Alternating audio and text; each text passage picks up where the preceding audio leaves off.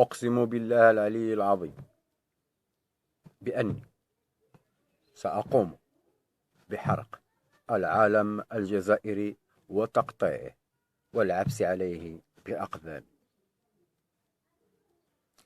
كنت ألاحظ أبناء الشعب الجزائري يحرقون العالم المغربي ويدوسون على صور صاحب الجلالة الملك محمد السادس، لكني لا أبالي بهم،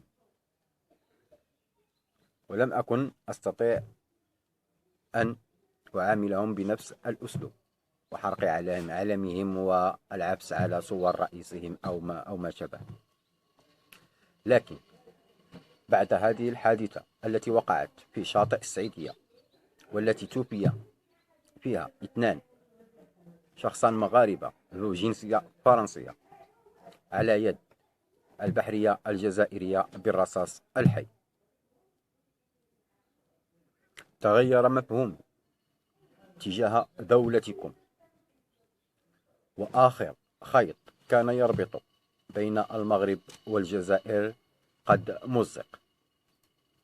لهذا أقسمت على أن أحرق عالمكم لأبرهن عن كرهي وحقدي لدولتكم ولشعبكم وحكومتكم المنافقة. والسلام عليكم ورحمة الله تعالى وبركاته.